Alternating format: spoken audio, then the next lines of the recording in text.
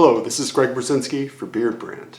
We're going to continue doing 20 questions, and call it part 2 because I think I did more than 10 in the first round.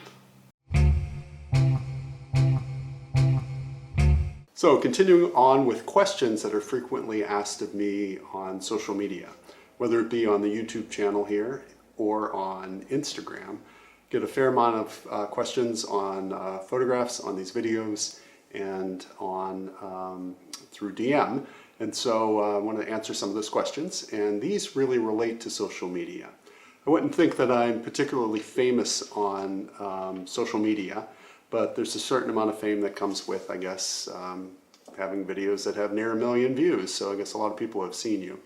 So what does your family think of your social media fame, and what do you think of it?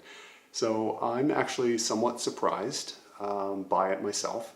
I guess on Instagram things started moving fairly quickly, but it's really been in the past 6 months that things have really taken off due to a hair video that I made that went viral on Facebook with countless views and comments. And from that video, I've really noticed that a lot of people recognize me now. So that's another question. Do people recognize you in public? And the answer to that is yes. I get recognized often. People come up to me saying that they either follow me on the Instagram, or that they have seen the hair videos that I've done on Facebook, or they've seen my videos here on the Beardbrand channel.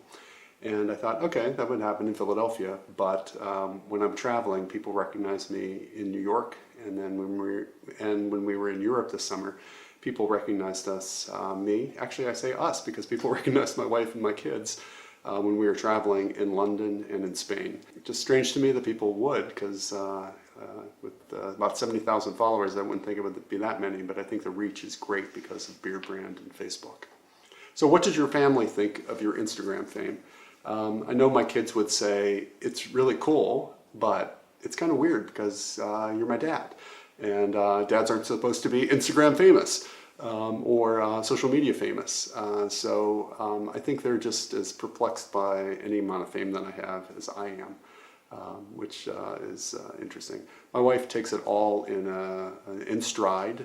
She actually finds it interesting that people are all that interested.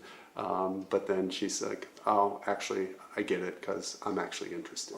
While I was speaking of my family, I get this question all the time. Why doesn't your son, V. Berzinsky, at Instagram, have a beard? And does he want a beard? And I think he would have a beard if he could grow one. Actually, I don't know if he wants a beard. At this point in his life, he has a very strong chin strap and sideburns, but almost no hair on the lip and on the front of the chin. So it's not time for him to grow a beard. If he wants one, he can't have one right now. So he's one of those guys that waiting 3 months wouldn't show that he had a beard. So he's going to put that off, and maybe in the future he'll decide to grow a beard. These questions are related to the Beardbrand YouTube channel.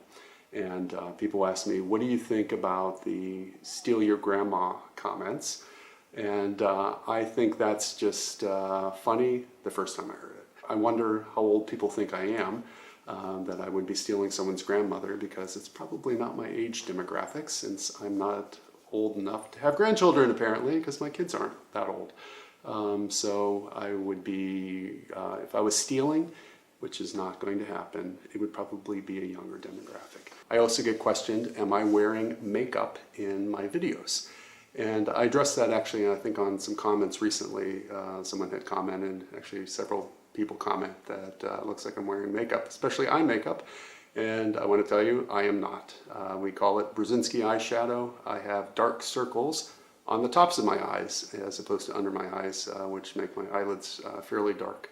I also have black eyelashes, which are in striking contrast to the white beard. So I actually think it makes it look more dramatic. So the question is no. There are times where I put cover up on my nose if I have, my scar looks particularly harsh. If you see that I have a pretty big scar on my nose.